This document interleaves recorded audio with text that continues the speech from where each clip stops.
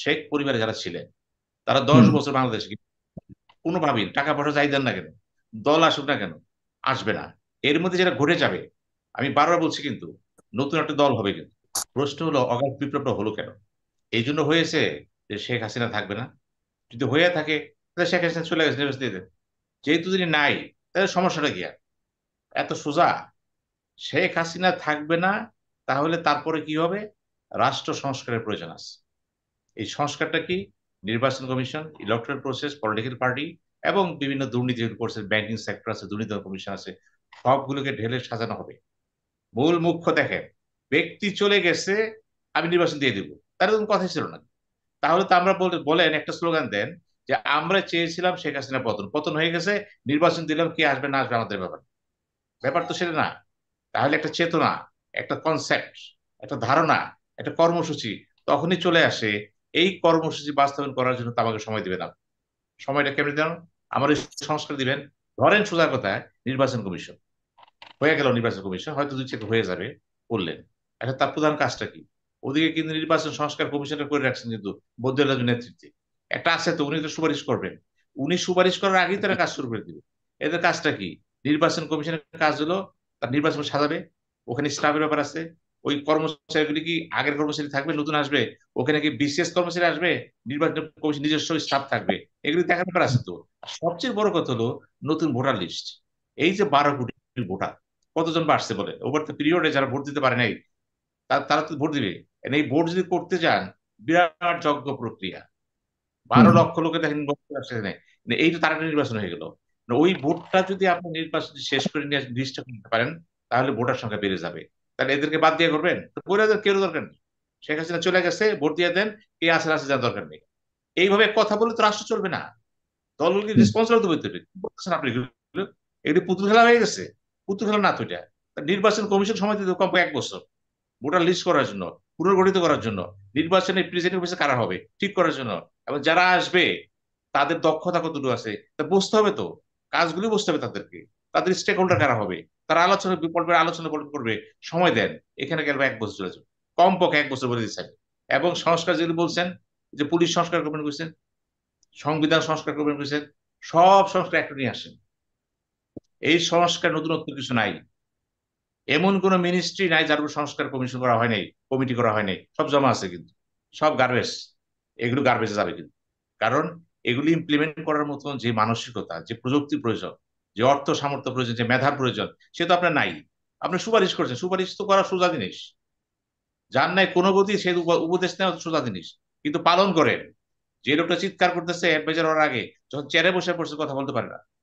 এই যে আমাদের ফজলু ভাই, বিডিআর এর চিফ ছিল, ওই চেয়ারে বসে যা দেখছেন, আগে তা দেখেন নাই, এখন যা দেখতেছেন, বুঝতেছেন পার্থক্য কোথায়। দায়িত্ব পালন করার পরে বলতে পারবে সেটা। আমি সেই জন্যই বলছি যে নির্বাচন কমিশন গঠন করার পরে নির্বাচন প্রধান চ্যালেঞ্জ হচ্ছে পুনর্গঠন করা কমিশনটাকে। সেকেন্ডটা হচ্ছে ওখানে আওয়ামী লীগের প্রচুর লোক রয়ে গেছে, তাদের কি করবেন? আরেকটা প্রশ্ন দাঁড়া যাবে।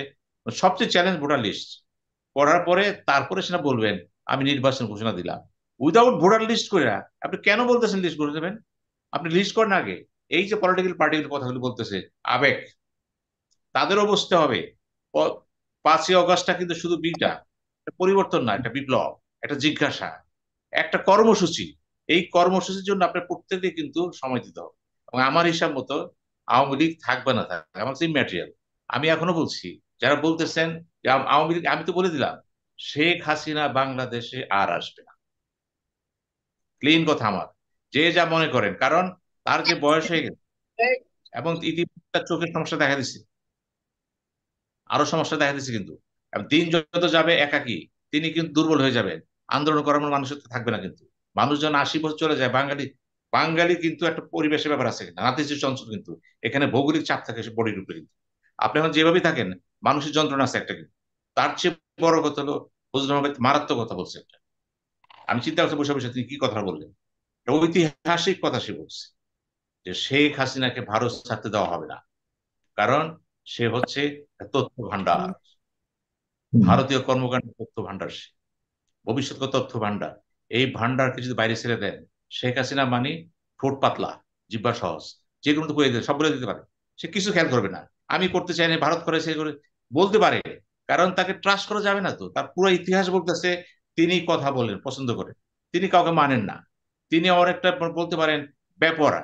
এগুলি ভারত জানে, স্টাডি করে রাখছে তাকে, এবং তাকে কিন্তু ভারত থাকতে হবে, এবং ভারত তাকে দিয়ে যেটুকু করা বেশি করবে, এবং ভারত ভালো করে জানে শেখ হাসিনা বাংলাদেশ ফেরানো যাবে না। জনরোষ, খেয়াল করবেন, ওই যে বলা হয় আমি কালকে আসতেছি, সব কথা বাদ দেন, জনরোষ, এটার উপরে কোনো দেশ কোনো শক্তির হাত নেই কিন্তু, এটা স্পন্টেনিয়াস। ওই যে 5ই আগস্ট ঘটে গেল, কে কি করছে আটকাতে পারছে কেউ? এটাও পারবে না কিন্তু। আমি সেই জন্য বললাম আওয়ামী লীগ হবে, কিন্তু সেটা ফজলুল ভাইয়ের সাথে একমত, ওই আওয়ামী লীগের শেখ পরিবার কেউ না কেউ থাকবে, আইজ হোক আর কাল হোক। এবং আপাতত 10 বছর আপনি ব্যান করেন বা না করেন, 10 বছর আওয়ামী লীগ রাজনীতি করতে পারবে না এমনি। আবার যদি বলেন সে করুক, তাহলে আবার প্রশ্ন করব, তাহলে কেন 5ই আগস্ট ঘটালেন? যদি বলেন ভাই আপনি চলে গেছেন আসেন আবার করেন, সে যে অন্যায় করলো, সে বিচারটা কে করবে? তার সে কি অনুদত্ত হয়েছে? এটা কে করবে? এটা স্বয়ং পার্টির চেয়ারম্যান প্রেসিডেন্ট শেখ হাসিনাকে বলতে হবে, সে তো বলবে না। সে মরে গেলে এই কথা বলবে না কিন্তু। সে যখন বলবে না ভুল হয়েছে মাপ চাই, তো কে বলবে? অন্যের বলার গুরুত্ব কি? ওই যে বলছেন সোহেল তাজের কথা বললেন, তারপর কি নজরুল ইসলাম সেলের কথা বললেন, কেউ আসতে পারবে না, এদের কারো গুরুত্ব নাই, এদের গ্রহণযোগ্যতা নাই কিন্তু। কথা কে দেখেন, যখন তারা দলে চলে আসবে তাদের ফেস করতে হবে অতীতের লাইব্রেরিজটা কে নেবে। সোহেল তাজ নেবে? অসম্ভব। শারমিন নেবে? অসম্ভব। ওই নজরুল সেনের? অসম্ভব। এই ভার কেউ বহন করবে না কিন্তু। মানুষ, মানুষ কিন্তু বহন করে কোনটা? অতীতের ঐতিহ্য, কলঙ্ক না। কলঙ্ক বহন করার জন্য কেউ আসবে না। সেই ক্ষেত্রে দেখতে চিন্তা করা যায় যে শেখ পরিবারে যারা ছিলেন তারা দশ হুম। বছর বাংলাদেশে কোনোভাবেই টাকা পয়সা চাই দেন না কেন, দল আসুক না কেন, আসবে না। এর মধ্যে যেটা ঘটে যাবে, আমি বারবার বলছি কিন্তু, নতুন একটা দল হবে কিন্তু, এবং সেই দল বিভিন্ন দলের সংমিশ্রণ হবে কিন্তু, অনেক দলই ভাঙচুর থাকবে কিন্তু। ওই দলের সামনে কিন্তু আওয়ামী লীগ আরো অসহায় হয়ে যাবে, কারণ যারা আওয়ামী লীগের পক্ষে যাবে তারাও চিহ্নিত হবে ভিন্নভাবে কিন্তু। আজও দেখেন যেটা হচ্ছে, আমি যেটা বিশ্বাস করি, আমি দেখতেছি, আমি মূল্যায়ন করতেছি এটা, যে আপনি বলছেন রেফারেন্ডামের কথা বলছেন, রেফারেন্ডামের কথা বলছেন, ডক্টর ইউনূস কতগুলি ভুল করেছে শুরুতে। কেন করেছে? তিনি রাজনীতি বুঝেন না, অথবা সংবিধান সচল আছে তিনি বুঝতেছেন না। যদি হুম। বেশি মনে করেন যে তাদের গণ রেফারেন্ডামটা আছে, কিন্তু সেটা দিকে কিন্তু নির্বাচন হয়ে গেল, ওইটাও হয় না কিন্তু। তাহলে কি করবেন? আপনাকে সুপ্রিম কোর্টের উপর নির্ভর করতে হবে। এবং যা কিছু করতেছেন সমস্ত কর্মকাণ্ডগুলো কিন্তু পার্লামেন্টের ফার্স্ট সেশনে কিন্তু এটা পাশ করতে হবে, না করতে পারলে বেঘাত, সোজা ফাঁসি, কোন নাই কিন্তু। তাহলে কি করতে হবে? আমি কি ফাঁসি চাই? এত বড় কাজ করে ফাঁসি চাই? আমি কি ভুল করেছি? তাহলে চাই না। তাহলে আমার দায়িত্ব আমাকে নিতে হবে। আমি কাউকে বিশ্বাস করি না, আমাকে ওই ফ্রন্টে কি হবে? দল হবে, এবং এই দলটা করতেও কিন্তু 1.5 থেকে 2 বছর সময় লাগবে। এই টাইমটা চলে যাবে কিন্তু, যে যত চিৎকার করে যে বুঝেন না কেন, কিচ্ছু আসে যায় না। ওই সরকারের একটা গোল আছে, একটা প্ল্যান আছে, সেটা বাস্তবায়ন করবে। এবং এই বাস্তবায়ন করতে গেলে যা কিছু করা প্রয়োজন, অনেকে মনে করতেছেন দেশি বিদেশি শক্তি, ভারতের কথা বলতেছেন, আমি স্পষ্টভাবে বলি শোনেন, ভারত কৌটিল্য দেশ কিন্তু, খুব চতুরে চলে। তারা জানে যে শেখ হাসিনা এখন খাওয়ানো যাবে না, আওয়ামী লীগ খাওয়ানো যাবে না। তারা খুব বাড়াবাড়ি করবে না, তারা কিন্তু প্রবলেম ক্রিয়েট করবে শেখ হাসিনাকে দিয়া, কিন্তু হাসিনা দেশে এসে রাজনীতি করবে এটা ভারত বিশ্বাস করে না, বা হাসিনা অ্যাবসেন্স কেউ আসবে কেউ বিশ্বাস করে না। আওয়ামী লীগে শেখ হাসিনা পরিবার ছাড়া একটি লোক বাংলাদেশে নাই সাহস করে বলবে I will take the responsibility. না, নেওয়া মানি ওই দলের দায়িত্ব নিয়ে নেওয়া, অপবাদ ঘাড়ে চেপে গেল। গাধা কিন্তু এ গাধা হইতে চায় না, সবাই হচ্ছে সিংহ, বাঘ। আমি কি বহন করব? আমি গাধার বোঝা বহন করব? হবে না। সুতরাং বাস্তবতা হচ্ছে আওয়ামী লীগ ব্যান্ড হয়ে যাবে আইসিটি করতে। এবং কোন দেশ কি বললো, কি ব্রিটিশ কি আমেরিকা কি বললো, এগুলি বাদ দেয়, ওরা ওরা তালে চলবে, বুঝলেন তো? এবং কেমনে বুঝলেন যে আমেরিকার কোন প্ল্যান নেই এখানে? আমেরিকাও তো চাইতে পারে ডক্টর ইউনূসকে সামনে রেখে নতুন দল হবে, আমরা করব। হুম। লক্ষ্য রাখেন, আজকে একজনকে পররাষ্ট্র বিষয়ক হাই প্রোফাইলের একজন রিপ্রেজেন্টেটিভ করা হয়েছে কিন্তু, আমাদের ডক্টর খলিলুর রহমান, পররাষ্ট্র মন্ত্রণালয় মেধাবী লোক এবং খুবই ঝানু লোক। আমি দেখলাম ডক্টর পিনাকি ভট্টাচার্য একটা ভিডিও বের করছে, সে বলছে তিনি তিনি কৃষ্ণ, হুম। আমি হলাম কে? অর্জুন। খেয়াল করবেন কিন্তু, তাহলে ইনি মাস্টার মাইন্ড। দেখেন না কেন আসছে সামনে কারা বাইরে, কারা বেরিয়ে আসে দেখেন। আমরা মনে করতেছি সরকারের কিছু নাই, আছে। একটু ওয়েট করেন না, মাত্র 3 মাস গেছে তো। সামনে দেখবেন এমন মহারথীরা এসে পড়বে, এমন লোক দল করতে চলে আসবে, আমি চিন্তাই করতে পারতেছি না। দল বসে থাকে না কিন্তু, মানুষ কিন্তু অনেক লোক চুপ করে বসে আছে, হুম। তাদেরকে বোঝানো হবে, ডাকা হবে, দল হয়ে যাবে কিন্তু। আমি বিশ্বাস করি যে আওয়ামী লীগের জন্য আপনার দরজা বন্ধ। আপনি লিগেলি যান, আপনি ইলিগেলি যান, দরজা বন্ধ। তাহলে কি হবে? সংকটটা কিন্তু বিএনপির। হুম বিএনপি ভাববে BNP কোথায় যাবে।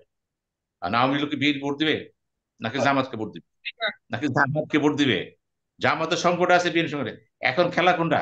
খেলা একটাই, আওয়ামী লীগের কে, আওয়ামী লীগ যখন থাকবে না, এরা কোথায় যাবে?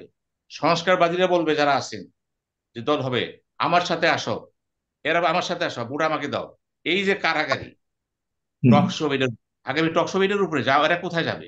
তো এরা যেখানে থাকবে না প্ল্যাটফর্ম নিশ্চিত, এরা নাই, এরা এখন বিচ্ছিন্ন হয়ে যাবে। কার কাছে যাবে? এটাই হচ্ছে মৌলিক শর্ত। ওইদিকে তাকায় থাকেন। ধন্যবাদ।